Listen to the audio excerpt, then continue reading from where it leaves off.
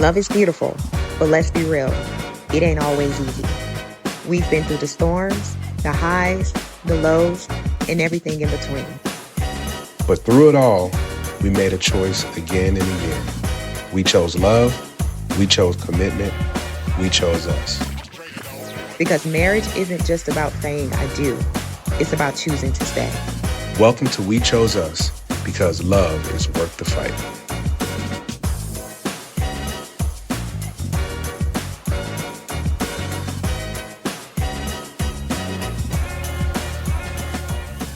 It's been a minute, but we back with season 2. Season 2 of We Chose Us. It is Rob and Kris. And folks, we back. We took a little hiatus, a little break, just a lot of things going on in our lives that we just had to, life be lifing, y'all. Like, we got 2 Kids be kidding. Yeah, kids be kidding. We got some little ones for y'all that don't know us. We got a 5-year-old and a 9-year-old, and they just, They run the show over in the McNair household. So, but we're back and we're glad to be able to be here. Kris, how you feeling, babe? I feel good. I'm excited to start season 2. I know a lot of people have been inboxing us like, are y'all still together? No. Well, not necessarily that, but a lot of, hey, when can we expect the next episode? Yeah.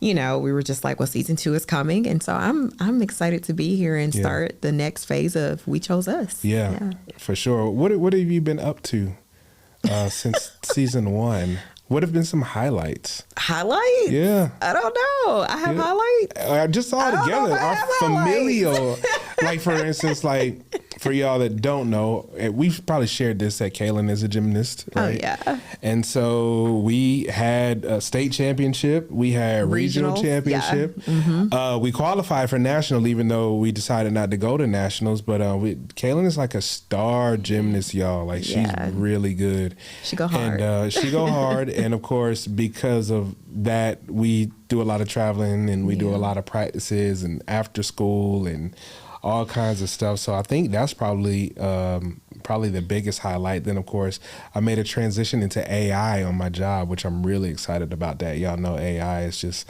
a lot of people think, Terminator is about to go down. It is, but scared. I don't think so, but it's some weird stuff out there too. So y'all just be prepared. Be prepared. Oh, I got selected for a TED Talk. Yes. Yep. You're doing your TED Talk. Got selected for a TED Talk. That comes, and we'll let y'all know about it, but that actually comes. It's in North Carolina, in Durham, North Carolina, in September. Yeah. So I'll be doing that, and then there are probably some other talks in there too, but those are kind of some things that I've, kind of been up to. Yep. For me. Yeah. You? The same. Preach the gospel here and there, everywhere. She does it with such humility, but she just gets these like good speaking engagements and some things that we just she's appreciative of. So, but I'll just leave it at that. I'll leave it at that. So, last season, like we really dug into a lot about us and a lot of the things that happened. Of how we got here and why we ended up choosing us, right? In this season, we are still going to be talking about that, but I think we're just going to be kind of like peeling back the layers on certain things because it's a lot to talk about in the hour or so that we have. We try not to take these episodes over an hour because, people got stuff to do. You're probably already pausing it a few times anyway in this hour. So we want to make sure that within the hour we cover some stuff. So we're going to go back on some things as well.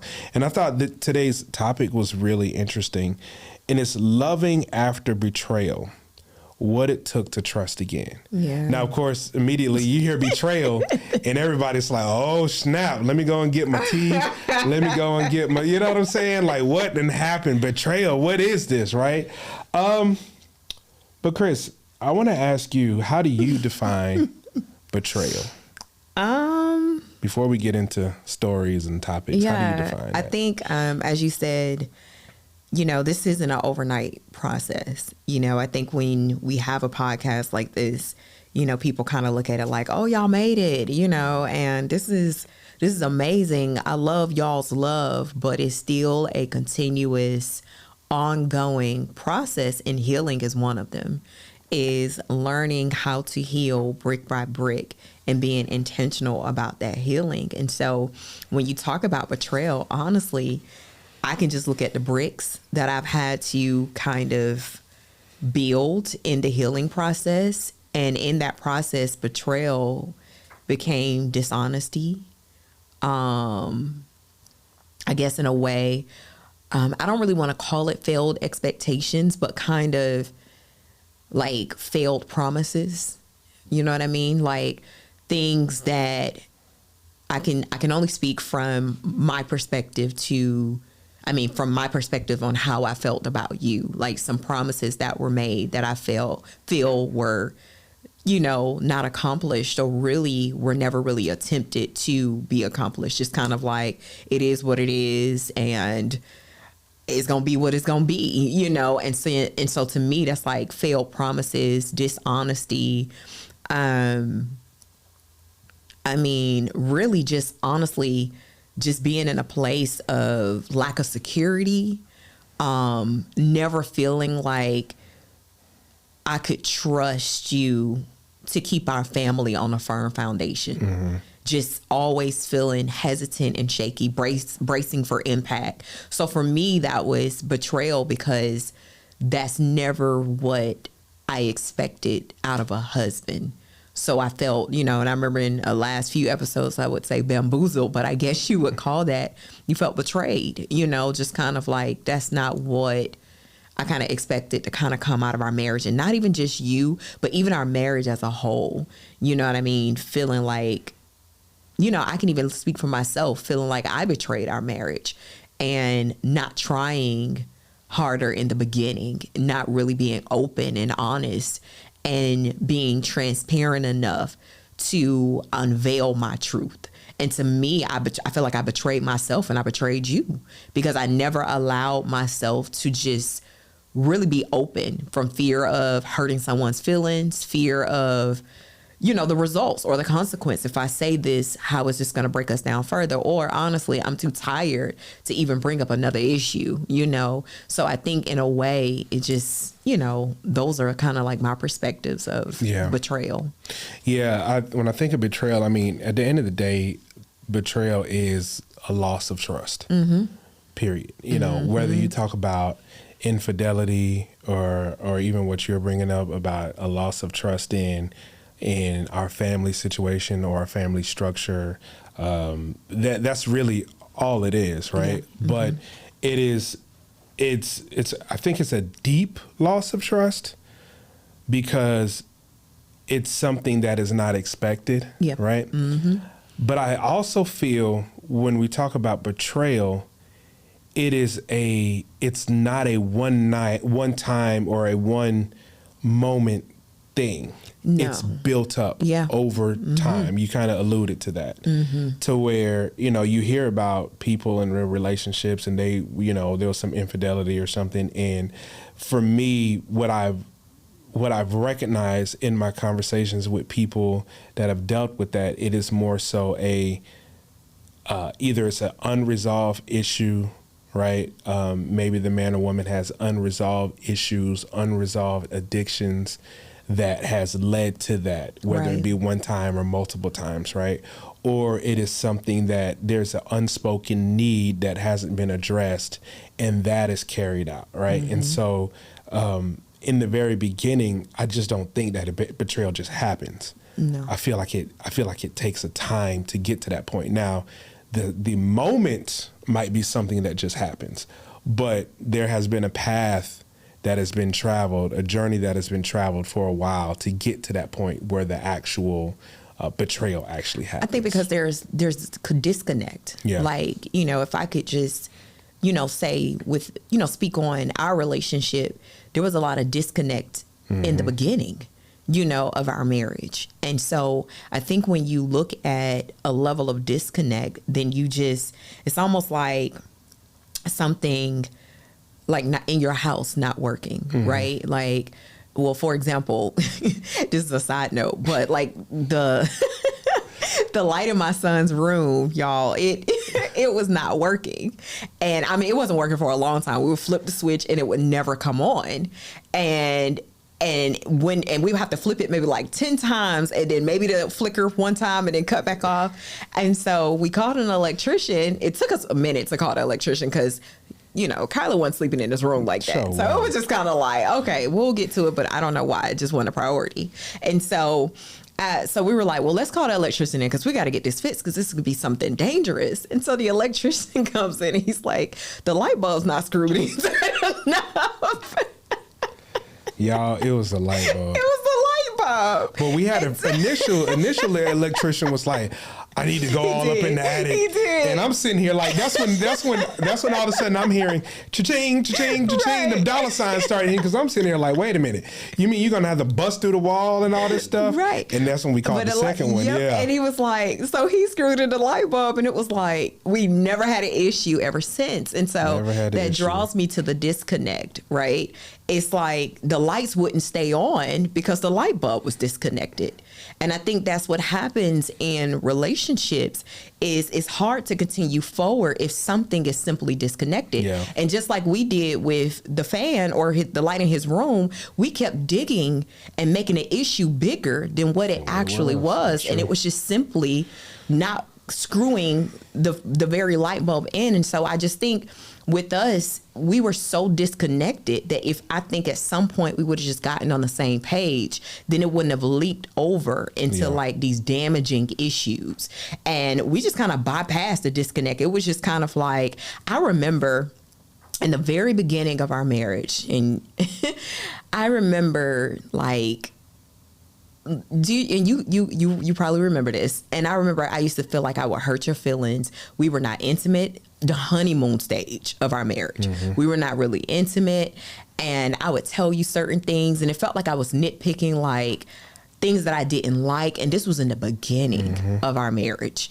And I remember talking on the phone with a friend of mine. And I was just like, you know, like I said, I told my sister before, I was like, I think I made a mistake. But I also was on the phone with one of my friends. And I was just like, man, I don't know what it is. He's this, he's that, and yada, yada, yada. And I think we were only just a few months into our marriage. And looking back, it was because we never connected. We were just literally, it was like we jumped into marriage and just felt like we had to navigate life with this church. And it was like everything about us wasn't Kris and Rob. It was Kris, Rob, and the bar. Yeah. And so we were more connected, I think, to the church than we ever connected to ourselves. So all of these issues I thought were bigger than what they really were, when looking back, I'm like, all we needed to do was get on the same page. Yeah. I didn't really get a chance to know you. And what I did see, I didn't like, because what I saw was just on the surface. It was just like the little flicker of the light. Like, oh, wait, it keep going off. Wait, why is it not cutting on? Because we weren't locked in. And we never took the time to actually connect and lock into one another. And I think that becomes a huge issue, or a huge reason why betrayal enters a relationship, because couples don't lock in. Yeah, I think, now going back, y'all, it wasn't me and the light bulb. The light bulb was from a previous owner. It wasn't screwed all the way in. I know how to screw in a light bulb, right? So don't even be like, Pastor Rob, don't even know. No, I know how to do that, but we didn't think to check it. Yeah. Right? That's the key. That's the thing. We didn't think to check it. And I think in a lot of relationships, we don't think on how to connect. Yeah. We just think things should just kind of like just happen. They should just work. Especially as believers, we kind of feel like just because you Christian, I'm Christian, you in ministry, I'm in ministry, let's just get together and go. And we've always heard about lengthy conversations. We've always heard about really getting to know people. But at the same time, we still don't have a roadmap to like, what does that mean? What does it mean? Yeah, of course, we spent hours on the phone. We had spent plenty of hours on the phone together talking about all kinds of stuff. Before we were married. But it still led to some disconnects. And again, like you say, it was in the very beginning, Kris, Rob, and the bar. And we should have spent time understanding you and I, right? The importance of date nights, the importance of, because even if you think about it that way, going back, it was Kris robbing the bar, and then 6 months later you were pregnant with Kay. Yep. And then that was another navigation, because here you are pregnant, Kris robbed the bar and pregnant Kris, right? So this is a different person now. And now here I am trying to navigate that. You were working for a good amount of that time. Yeah. But it was a struggle then, because now here I am, it's another responsibility. And now I got to figure out, all these different things. So you talked about betrayal and not having surety with the family. And that was even coming from my side too, because I'm like, all right, I'm making this much money and I got a kid on the way, and we still got to live life. It was tough. Yeah.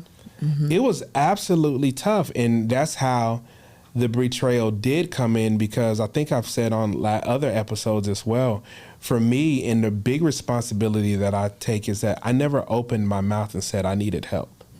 Nobody told me to, because at the end of the day, we're always taught man is the head of the household, and if anything happens, it's his fault, right? Like, remember, we was listening and hearing stuff like that, and I was literally thinking like, okay, I have to do something. Yeah. Not to mention inflation is going on, stuff that I just have no clue about, right?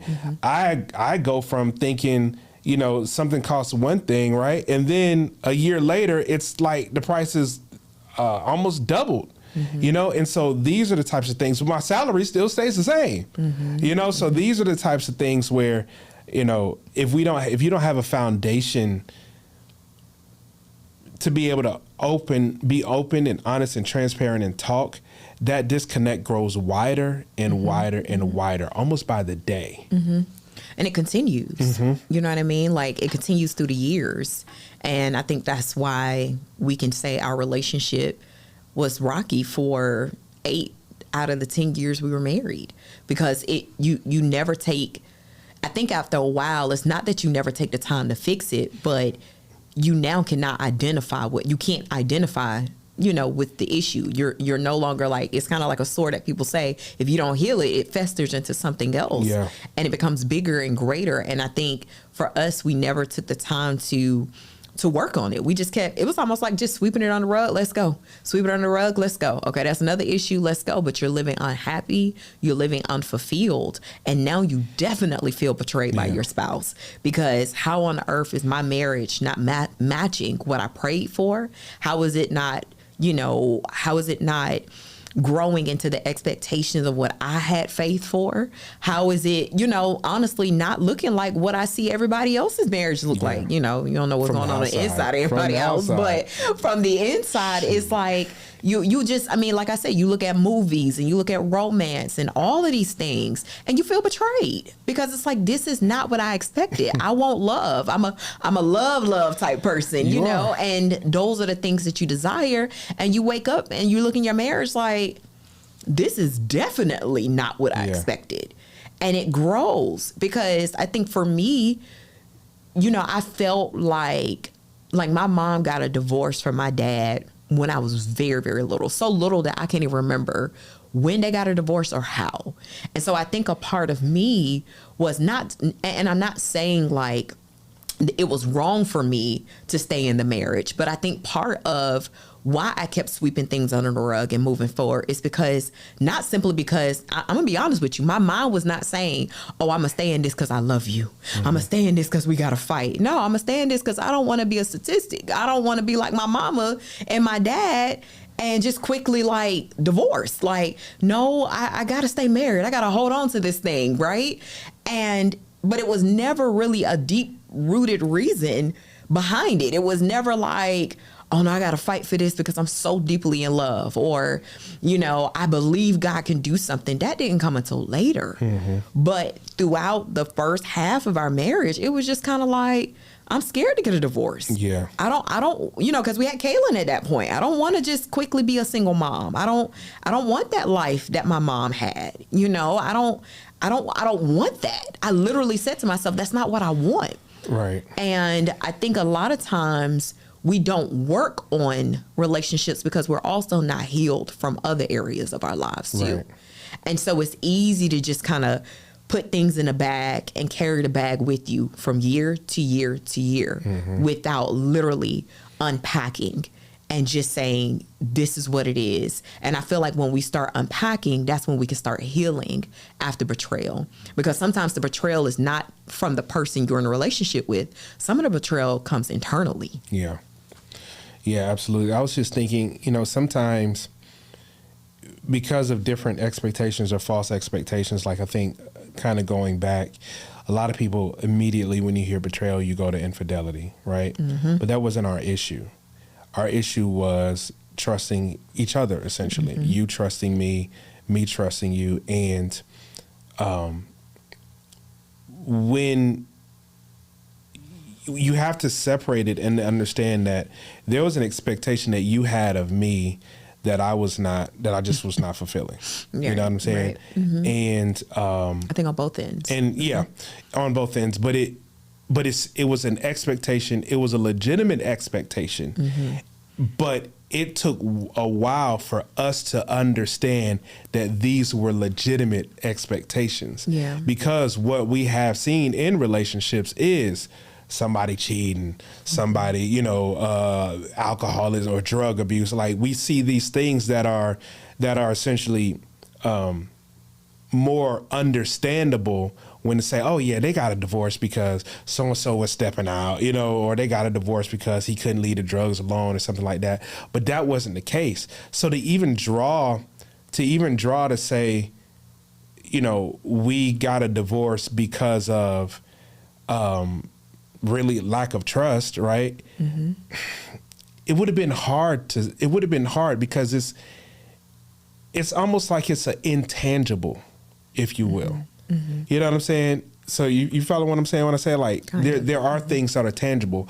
Somebody that commits infidelity, that's a tangible. Like I see it, I know that is happening. Somebody that is, coming home 3:00 in the morning, drunk every single night, I see that, right?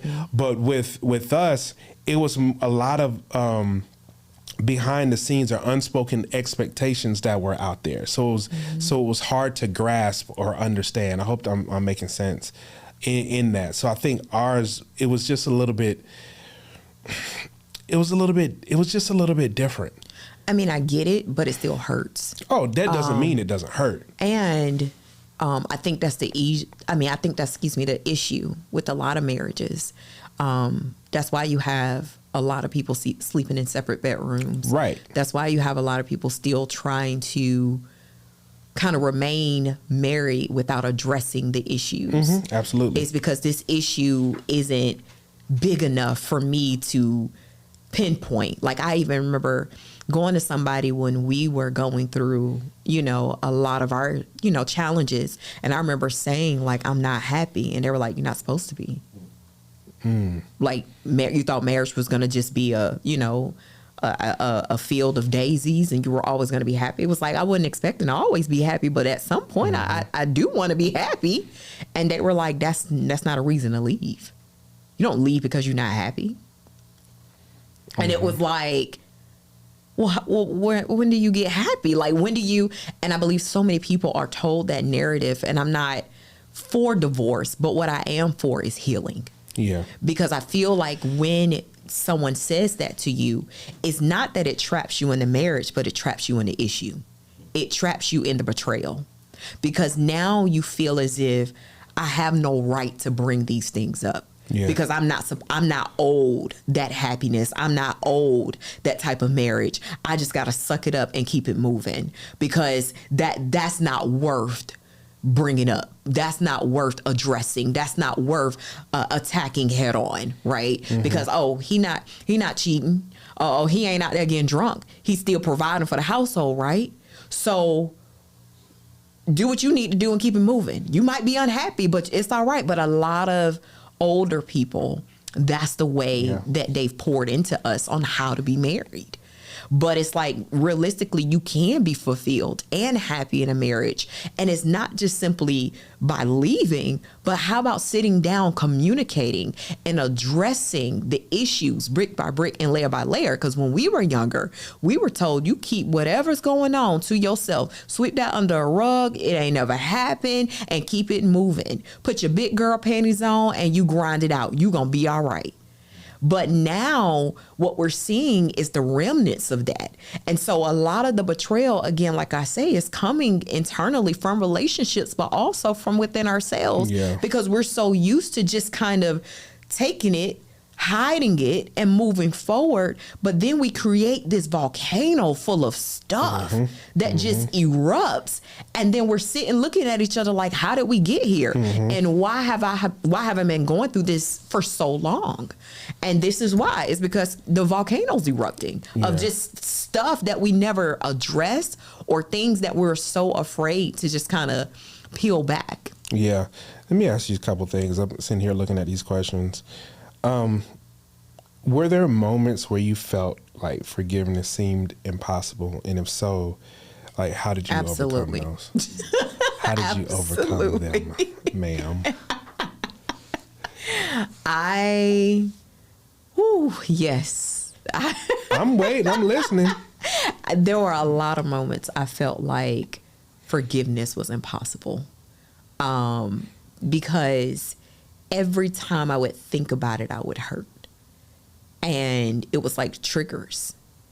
And everything deep down inside of me just could not understand why certain things happened and why they would continue to happen. Not just would happen, because some of the things that were hard to forgive weren't just, happened on one occasion. It was multiple times. And so when something continues to happen, it almost feels like there's no out. Like this is something that seems to be a part of who they are. This seems to be like a part of them that will never change. And either you're going to sit here and continue to deal with this, or you're going to leave. And that's the space I was in. Was like, I didn't see hope in our relationship as a whole. If I can give you the biggest challenge of forgiveness was literally staying in a relationship where I felt I would continue to experience so much turmoil. Yeah. It was like, I knew in order to move forward, I would have to forgive. But that was the hardest challenge, was to say, was to accept you for you without expectation. Yeah. Just kind of, I remember God telling me, either you gonna trust me to move you through this relationship, or you just gonna leave and you never know what can come out of it. And I remember having to trust God through the relationship and sit there and say, okay, I have to forgive you. I have to forgive everything that happened over the last 8 years of our relationship. Yeah.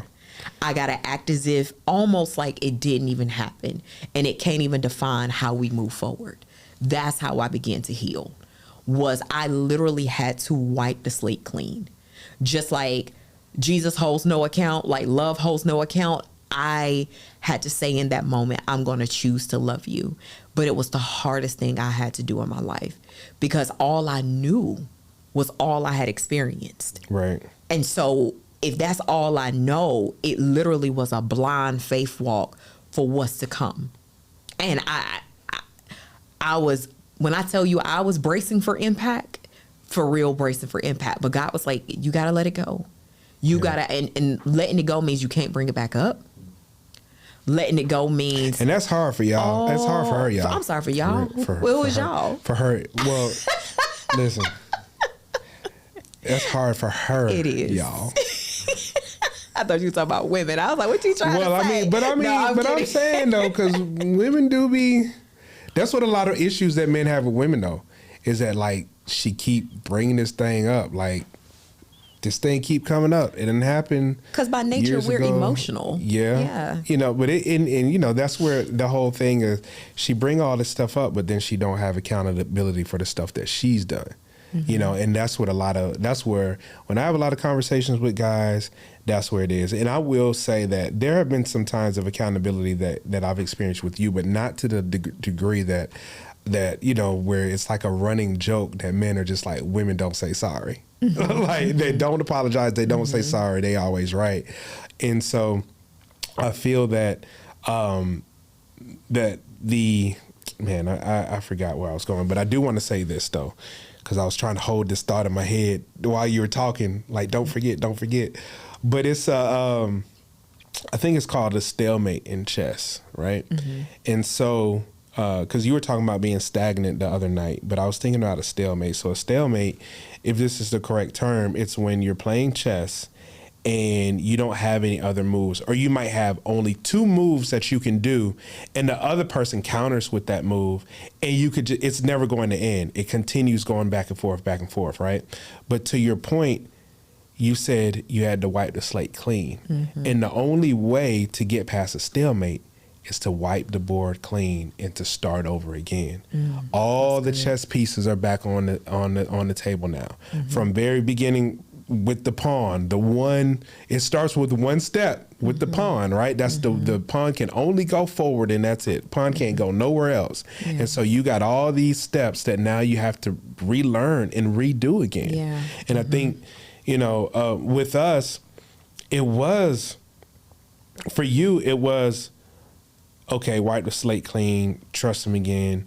For me, it was open your mouth again and talk to her. Yeah. Don't know what she's going to say before she says it. Because that's what I would do. I'd just be man, here go Kris. She going to say this. I ain't going to tell her. And you wouldn't give me a chance. And I would never give you a chance. I remember saying, like, I remember asking you, like, why wouldn't you just come to me? Because I knew you would say da-da-da. And I was like, I wasn't even going to say that, you know? And I remember I kept telling you, you got to give me an opportunity to change. And oh my gosh, I think that's one of the greatest issues is we're so, and this is the disconnect, because we think this is connect. Oh, I know you, but do you? Or do you know kind of what you've experienced, and you're judging me based off of my bad behavior, my old experiences, even your own expectations, but is that really connecting with me? Because I think when you connect, just like I had to do with you, like you said, when you wiped the slate clean, I had to connect with you. So then I had to get to know you, not the you who did A, B, C, D, E, F, G, but the you who God is saying, take all of that away and just tune in with who Rob is now. And when you do that, you don't you know what I mean? You don't start layering kind of yourself with these expectations and what you think you're going to receive. You give them an opportunity to expose themselves. And I think that was the thing for me. I was like, you won't give me an opportunity. You think I'll say that, but that thought is coming from what happened before, but you're not giving me a chance to change.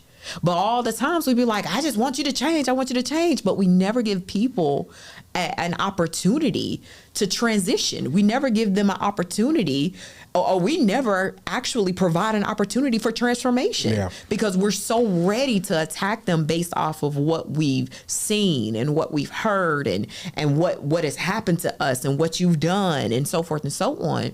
And so I remember saying that, and I remember that used to make me so mad. Like, and I would you say don't it again, know what I would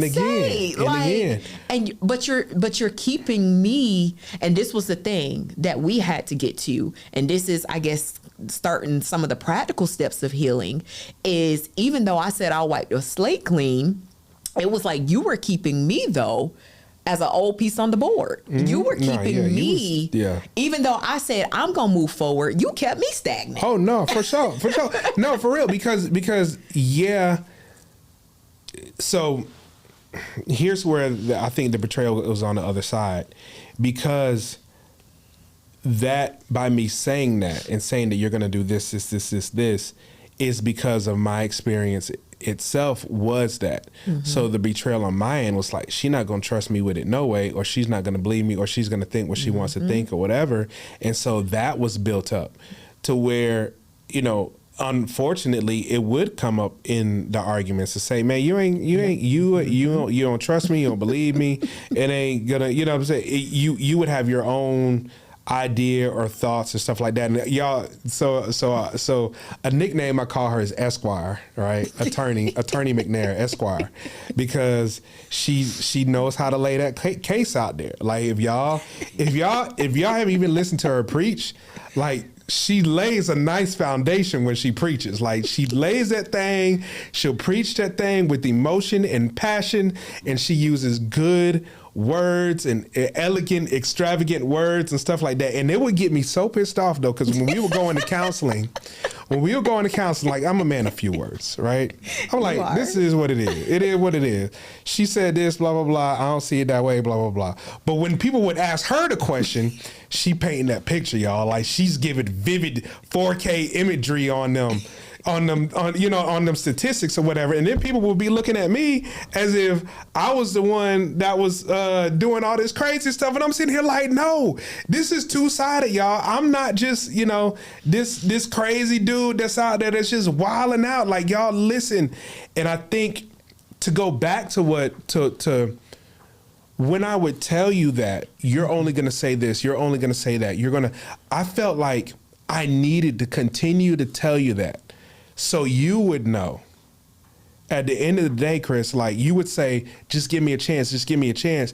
You would know how many times it would actually come up in my heart or in my mind. Mm-hmm. So yeah, you could say, just give me a chance, but I guarantee if it would have been the first time, I would have given you the chance, and then the next time, and then it would not have happened, and then here we are back to square zero. Mm-hmm. But it was a long time where we would get into arguments and you would say, just give me a chance, just give me a chance, just give me a chance. And I believe on the flip side, you knew how much that hurt me. Mm-hmm. And so now when we do get into disagreements and arguments and those types of different things, that doesn't even have to come up, because now the pathway there has been chance after chance after chance after chance. Consistency. And yeah, the consistency is there. Mm-hmm. But man, I promise y'all, boy, this girl, ooh. But I mean, I can't fault you. Mm-hmm. And it's not like you are making stuff up. Mm-hmm. This is you, your passionate self. This is you, the person that you are, the amazing person that you are. Mm-hmm. Yeah, I call you Esquire and attorney and all those things because you're extremely witty. Mm-hmm. You're extremely smart. Mm-hmm. You have validation in presenting a case, because if there's a hole there, you need that hole to be filled. You know what I'm saying? I just couldn't take it. Yeah. Yeah. Which is why I think that connection piece is necessary. Yeah. Because now where you look at one thing, when you look at certain qualities that I kind of hold as kind of an enemy to you, now you realize it's just who I am. Yeah. You know what I mean? I think when things are disconnected, it's like you pick up pieces of a person and you don't like it. It's like, no, they're intentionally doing this, they're doing that on purpose, and so forth and so on. And we kind of look at it like character traits are being weaponized, but it's not. It's sometimes just who a person is. And I think when you connect with someone, then you're able to see them for who they are, and it's proven that they're not your enemy. Yeah. This is just a part of their character, and we just got to learn how to kind of receive who they are, or really the totality of who they are. Because what I'm learning is, as married couples, we are consistently growing, changing. I mean, there's just so much that occurs. And then when you look at rebuilding a relationship after betrayal, after hurt, after potential divorce, that is one of the hardest things to do, because people change after that betrayal. Challenges causes transformation. All of these issues causes someone to become a totally different individual. And so there it is again, another challenge, because now I got to deal with the healed you, which, don't get me wrong, is not a bad thing. I'm happy you're healed, but the character trait may be a little different from the one who wasn't healed. Yeah. So now it's like we've got to literally walk with God when it comes to relationships, because other than that, we're going to be in a consistent state of judgment. We're going to be in a consistent state of just kind of feeling overwhelmed and stretched, because it's like, okay, I dealt with you. I didn't really like you here. Now we're going through this together. I said yes. I said I do. I'm going to stay in this thing. I'm going to rock with you. Now you're totally different because you healed, and I like you, but then this part of you, I'm not so sure. I don't know. And I'm not talking about you, but I'm just saying in general, life after healing is another wave. Yeah. You know, and so I guess for me, it's a realization, though, in order to handle that. I think that's why it's so important to take individual time to heal before you try to heal relationally. Yeah. Because there are moments there are moments where God kind of uproots internal hurt and betrayal out of you, so that we're able to receive our spouse and receive kind of the transformation, the evolution, and so forth and so on as we go through life together, is when we sit and individually pull back our own layers, which is something I know, we did do. Yeah. And it took me a while, because you started with counseling and therapy on your own.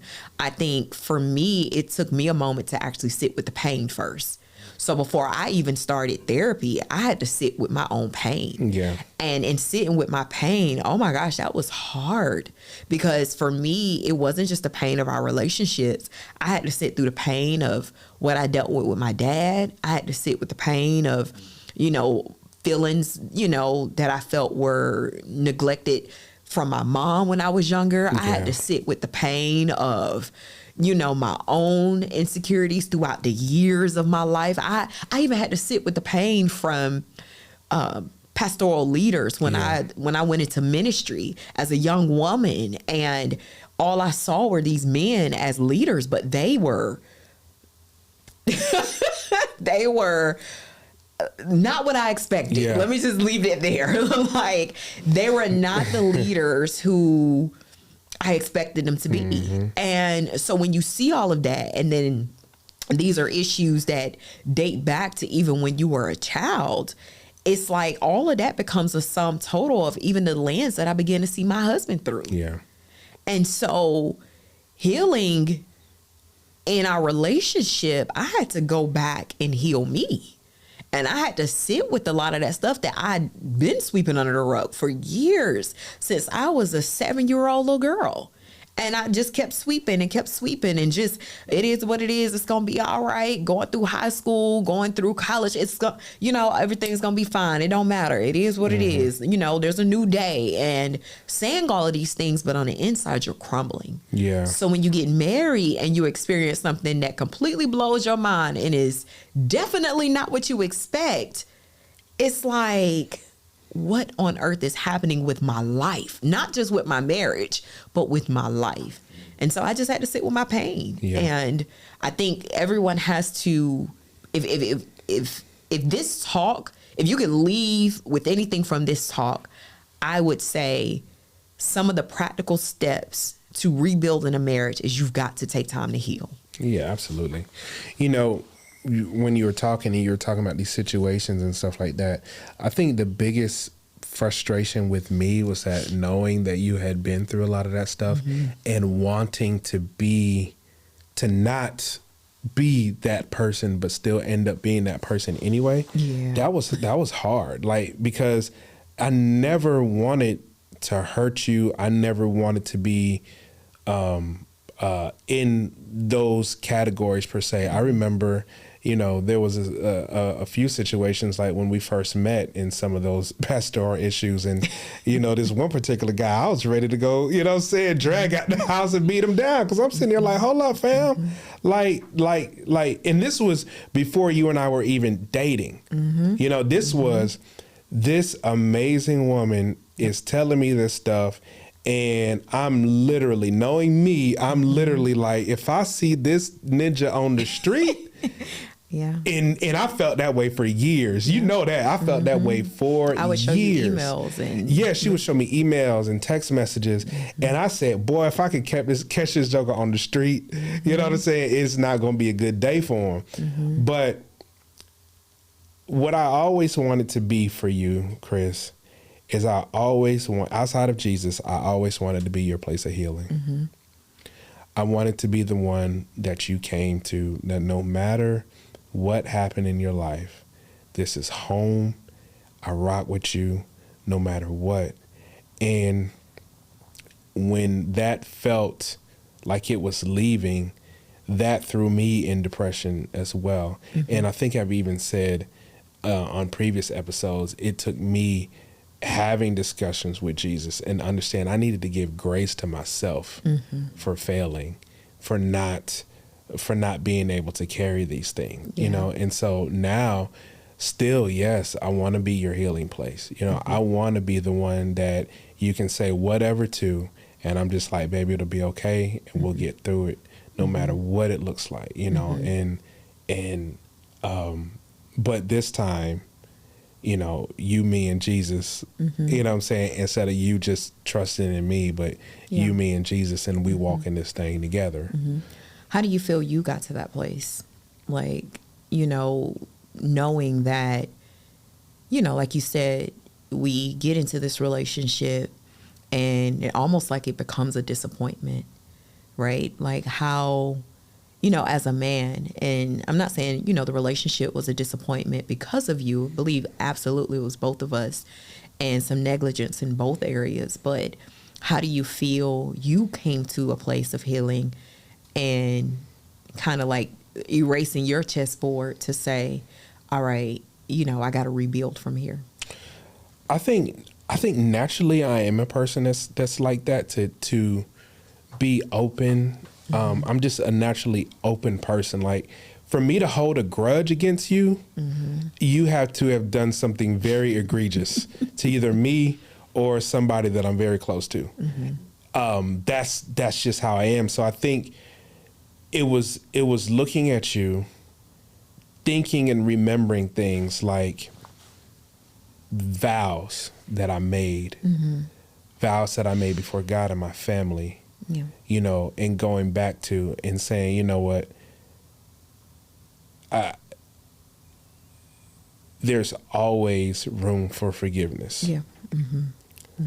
I had the opportunity to eulogize a friend's father not too long ago, and it was the first time I was in a pulpit for like 4 years, y'all. So it was just very in a church. Like, I've done eulogies before, like in other settings, but no, this was like in an actual church. This was the first time I had been since we closed our church. And one of the moments or points that I put out to them was, people are always better than their lowest moment, and never judge people at their lowest moment. And I knew you had some lowest moments, but you were bigger than your lowest moment. I was bigger than my lowest moment. And when I sit back, and you know, I'm very analytical, and I see, man, like, yeah, Kris didn't do this, she didn't do that, but I did see she was trying here. I did, you know, I really didn't give her an opportunity. You know, when you would say things like, give me an opportunity. And in my mind, I'd be like, yeah, I really didn't give her no opportunity. And those were the things I would have to settle in myself. And I had to come to a point, like, when major issues or major conversations had to go, I couldn't procrastinate. I had to say, hey, listen, like, I might give a little time, you know, because I have to settle it within myself. But then I say, you know what, this is going to have a better outlook by me sharing with you, because now she's shown that that I'm able to trust her. She's shown that we're really in this together. And that's all I was really looking to see, was that you really in this with me. I had a friend who had contacted me a couple of weeks ago who watches our podcast a lot. And one of the questions, she, you know, currently went through a divorce. And one of the questions she asked me is because she's currently healing after divorce at this point. And she really had hopes, you know, for them healing their marriage, but some expectations that she kind of desired to be fulfilled would never really come to pass. So she would give it time. Like, okay, they would break up, then they would get back to, separate rather, because they were married, and then they would get back together, and her spouse would say, he had changed, and she would give it months, and then before you know it, he's back into the same situation. And she asked me, she said, how long did you give Rob from your own, non-negotiables for some things to say, okay, we're going to move forward. How long did you give him before you actually, decided that we're going to make this work? And I said, I think that's the difference, is I never pinpointed things he had to change. Yeah. When I said yes to God, that I'm going to pursue our marriage, then I could no longer itemize some things that I needed to change. I just literally had to trust God, because what I've learned in kind of what you said, that if I would have itemized some things that I needed to change, then that's what would have been magnified. Yeah. I would have been in probably expectation for you to do some of the things that I expected you not to do. Yeah. Those become that. It's almost like you put on magnifying glasses, because I need to see that they're going to do this first in order for me to move forward with them. And when you say that, you put on those glasses to see if they're going to do this in order to deserve your love or deserve your commitment. And I had to take the glasses off. I can't magnify, because if I ponder on this too much, this may be a result of what I get. And so if I want to see something different, then I got to expect differently. And my expectation shifted to, I just want a fulfilling marriage. Yeah. I can't put these heavy expectations on you. This was part of my healing process as we moved forward, was realizing that I can't put the lens of another checklist on you like I did when we were dating. It was more like, no, I've got to take the lens off and just say, God, I trust you, that you are a God who will heal our marriage. And whatever way you desire to heal it, I relinquish full control to you. And that's when I realized that I no longer nitpicked and would see this over that, because I wasn't looking for you to fulfill a need. I just wanted us whole. And she was just like, wait, what? And I was like, yeah. And before you know it, time had passed. And I had not seen some of the things that had occurred previously. One, is because some of the things didn't happen, but two, I had honestly forgotten some of the things that did happen. I was like, I didn't know what to look for, because I couldn't even remember some things that did cause me to dislike you. I can't even pinpoint it anymore because it was no longer an issue for me. And because I genuinely just wanted us whole. And so I think that is, to me, that is the most spirit-led way that you can heal when it comes to your marriage after betrayal, is don't look for them to betray you again. Yeah. Before I can trust you, I got to see that you're not going to betray me again, because realistically, we're human, and in some shape, form, or fashion, there may be some type of betrayal at some point. And so we can't put on the magnifying glass of, in order for you to get my love, you can't do ABC. You got to wipe all of that apart and literally surrender to God and say, God, I just want my marriage whole. I just want it complete. I just want your hand to move on it. I just want you to do what you're going to do through us. And in doing that, we give God the room and the capacity to grow us individually, to be not just the couple that he designed us to be, but to also be the individuals that he called and created us to be. And so you have to remove the lens and the magnifying glass and stop putting yourself in this hierarchy place, and saying, I wasn't the one who did all this, so he or she got to do ABC in order for me to... I got to prove my love. Like, no, you got to let it go and honestly forgive and let go, but you can't do it on your own. You got to do it with God, hand in hand. Yeah. That's so true. I said that because I was thinking about, the scene in The Color Purple where the guy was like, I think it was like, every night I got to prove my love. And he had to always go and fight, you know what I mean? But you know how toxic that is? Yeah. To have to to have to feel like you have to do something always to prove your love for somebody it's unfulfilling. Instead of just loving them. Yeah. You know, like now, like, okay, Kris has presented to me 5 things that I need to do. First thing I need to do is every morning I need to say good morning, you know, and then I need to give her an update or of what about this, you know, every 3 weeks, and I just have to do it. And I felt like at one time it felt like that, you know, that there was like, if I didn't give you an update or if I didn't let you know certain things within like 2 or 3 weeks, then, you know, I'm not doing it enough. And and that was a bondage for me, because it was like who can do this? Who can keep up with this? And it's not even that it was a whole like laundry list of things, but it was just very unnatural. Yeah. It wasn't authentic. I think now, and of course, I'm sure there are things that I have done and that I do that you're probably still kind of like, you know, it's going to go on me. Yeah, I'm sure. But I also believe that in the midst of it all, because I love you and I operate out of a space of love, even if there's certain things that you desire to change, they do end up changing anyway, because I think it's the connection. Yeah, we just pick up on things exactly. now. It's the connection. It is just definitely like, if I say something and I see you kind of respond a certain way, it's like it's an internal note for me, like maybe change the way you kind of said that. But I don't have to say, you ain't like what I said.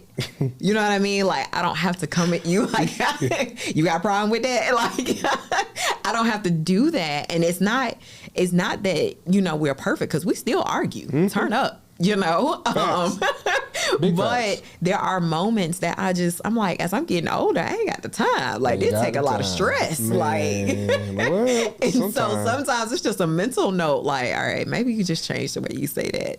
You know, bite the bullet, keep it moving. But it's not not sweeping under the rug. No, it's not. No, it's just a matter of, okay, it's no point in having an argument. Just note that. Examine yourself. Maybe you can rephrase how you say that next time. 'Cause that was kind of pushy. You know what I mean? It is just taking that time to actually kind of mature in who you are and know that your point don't have to always be proven, because if you ask my mom, she always got to be right. You know, like that has always been a thing since I was younger. Kris always got to be right. But now I'm realizing I don't, you know, like I don't have to always be right. And I'm better at admitting, okay, I'm wrong. You know, I'm still growing. I'm still growing. I'm still growing. But, you know, in an argument, I'll be quick to be like, Esquire. Listen, you be like, the sky is blue. No, if I think it's green, I will give you multiple facts on why it's green. And it was a no-win. So I have calmed that. But, you know, maybe that's like I'm not the only child. My brother's like 10 years older. So that's kind of like a big gap. So it's like the only child syndrome. Like, what I say go, you know. I used to think that. I'd be like, man, Kris got the only child syndrome. I know she got siblings, but somehow or another, she's got an only child syndrome in there somewhere, because you would always have to get your way sometime. And I'd be like, no, like this ain't what it is. You know what I'm saying? Here I am growing up in a household, 3 older sisters. And I know I had my own issues too, being the baby boy, you know. So, but I used to be like, man, no, she got that only child thing going on over there, you know. Yeah. But I think in the grand scheme of things, like when we really look at stuff, a lot of stuff don't even matter. Sometimes it doesn't. Yeah, it just festers. Yeah, that's really the issue. A lot of small issues fester into big ones. Yeah. And so, as we are closing, what are 3? Because this is what I've seen in our inbox. Yeah, I'm asking 3? a question. Oh, 3. Lord, here we go. Let me I have seen this as messages. A lot of people struggling with separation or questioning whether they should just call it all quits, get a divorce. Those who have been divorced, you know, people have messaged me and they're looking for love again. But what are 3 main healing tips that you'll provide for whatever space someone's in when it comes to their relationship?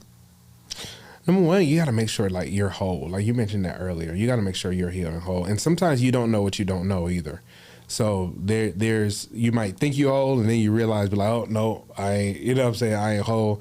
And so there might be some testing of the waters or something like that. But I think you really have to you really have to understand what healing looks like for you. You know, because I like that for you. It's not what it's going to be for somebody else. And I've been in counseling conversations with people and trying to explain to people what healing looks like, but only you know what it is. So you have to be open and honest with yourself to recognize like where your shortcomings are. Because a lot of people we get in conversations with, and they think they whole and they think they healed, and literally out the gate, first 2-3 minutes, you're like, oh Lord, this person think they got it all together. And it's always the other person. Partner, let me tell you, if you in a relationship after relationship and it's always them ain't the problem. You the problem. Dems ain't the problem. Yeah. And so self-accountability. Yeah, you have to be accountable yourself for the things that you have done, the false expectations that you have put out there that they don't even know about. Because oftentimes we have these expectations out there and nobody even know what these expectations. You just supposed to know. Yeah. I remember you had an expectation. You had some expectations on me, and I was like, hold up, like what is this? It was the car wash thing. You had an expectation for me to wash the car every week. You want to know why? Tell them why. Archie Turner. Yeah, I know. It's your daddy. That's what I said. My daddy, we grew up, and he was one of those that would always be outside washing your car. Even when I was grown, he would make sure, come bring your car, baby, so I can wash your car. You know, and he would put the Armor All on it. I mean, don't take my car through no car wash. And so, but it became subconscious. It wasn't like in my head, like, oh my gosh, you got to be like my dad. It was like, you ain't out here washing my car? Man, but see, there are a lot of women that are like that. There are a whole lot of women that are like that. But and it's not that I don't like wash cars. You know I like washing cars. But if there ain't no time to do it, there ain't no time to do it. Because if I got to go outside and wash the car, and you got 2 kids that are running around throwing stuff and doing all kinds of stuff. What'd you say? It was 1 at that time. Yeah, it was 1. But you see what I'm saying? Yeah. It's just, it's about like, you're always worried about what I'm not doing, but you're not taking in consideration all this other stuff that may be going on. You know what I'm saying? There was another one, because we used to kind of, you alluded to it. You never would flat out say it, but you would kind of say, quote unquote, things that are man supposed to do. Yeah, like the lawn, the yard. It was, I mean, I'm not going to lie. I will be very transparent, self-accountability. It was what I saw.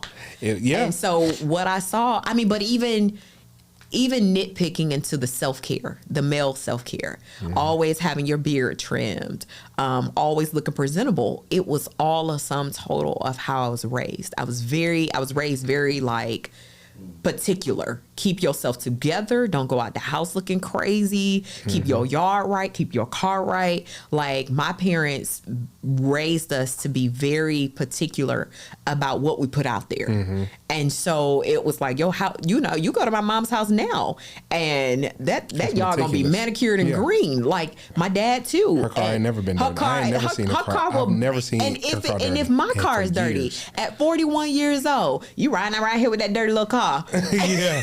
Not gonna say exactly what she would say, but what she would say. And it'd be like, I mean, literally, like, and I got a black car, so that's the hardest car to keep clean. But literally, they have always been like that. You know, if you're a little wrinkled, don't you dare step out this house wrinkled. You better have all this together. So subconsciously, I was that. Because that's how I was raised, but I expected you to be all of that immediately. Yeah. And the things, I mean, I don't have no problem doing no yard work. I don't have no problem. But when it's the grand scheme of things, some things, you know what I'm saying, you're just going to be like, I ain't going to do it. You know what I'm saying? Or I don't want to do it. Or I don't have time to do it, you know? And it's about investments. And that those were the different things. And I know we're closing. You said, what are 3 things? So let me. Okay, you can make it 2. So I said, healing. Right? Healing, being honest with yourself about healing, and voicing your expectations, or properly communicating your expectations to the other person in a reasonable time. Like, you find there are people on day 1, they want to have questions all about getting married and all types of stuff the first date. Like, don't do that. You know what I'm saying? But at the same time, have your level of standards and your level of expectations that, again, that should be addressed and should be talked about. And And at the end of the day, even with those expectations, ask yourself, does it really matter? Yeah. Does it really? Let's go back to the car wash thing real quick. Does it matter that your car is not washed every day? If there's something if there's something that you're dealing with inside that is not clean, that is not that is detrimental in a sense, because we can carry a clean yard, we can have a clean car, but the house itself could be clean, but us, we're breaking, we're dying, and all these different things. So you got to put a lot of things in perspective. You know, I know people that, you know, a guy that don't like women because her kneecaps, like if her kneecaps don't look a certain way, he'd be like ready to move on. I'm sorry. Yeah, or like feet. You remember what was it Boomerang, where Eddie Murphy? Oh, yeah. She was a perfect woman, but then he looked at her feet. And her feet was jacked up. You know what I'm saying? You see that all the time. It's a lot of nitpicking. Not a lot of nitpicking. But a lot of internal hurts. But then the one that he looked at with her feet was okay. She ended up being crazy or something, or psycho. I got to look at Boomerang again. But y'all get my point. Yeah. So anyway, those are some things that I feel like. And I would end just a final, I will make your third point for you is don't be quick to make a decision. Yeah. Don't be quick to make a decision. I feel like we're in a world where everything feels rushed. Like you have to keep up. You have to go. You have to move. I have to know, you know. And if we not healing and it done been 6 weeks and we still in the same space, I got to go. And it's like, don't be quick to make a decision. Give God time to intervene. Give yourself time to heal. Give yourself time to hear clearly, because many times we're making decisions when it's noisy. We're making decisions when we're emotional. We're making decisions when we're all over the place. And we never just take the time to just be still.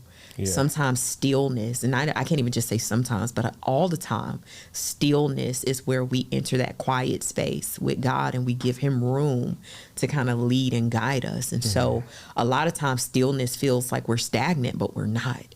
We're literally just kind of in a safe space with God where we give him room to kind of speak to us, heal us, move us forward, and literally help us in the midst of kind of the craziest challenges. And so I would just say, don't be in a rush to make a decision, because I think that was something that was coming against me. Was I felt like I got to make a decision because I got to move into the next phase of my life. If I'm gonna be divorced, I got to move into this divorce phase. So I got to know, you know what I mean? Without realizing it's okay to sit for a moment in a moment of uncertainty. That's why I didn't want to be, but it was okay to be uncertain for a little moment. It was okay to not know how to answer questions. How you and Rob doing? I don't really know. It's okay. Yeah. Because as long as I'm sitting with God and giving him room to move, it's going to be okay. Yeah. Yeah. So, okay. Yep. All right, cool. Well, that is a wrap. We are a little bit over, but this was good. We always over. I know we always over, but we're not that far over. But all right, well, I guess we'll see y'all on the next one. Yeah. All right. Love is beautiful, but let's be real, it ain't always easy. We've been through the storms, the highs, the lows, and everything in between. But through it all, we made a choice again and again. We chose love, we chose commitment, we chose us. Because marriage isn't just about saying I do, it's about choosing to stay. Welcome to We Chose Us, because love is worth the fight.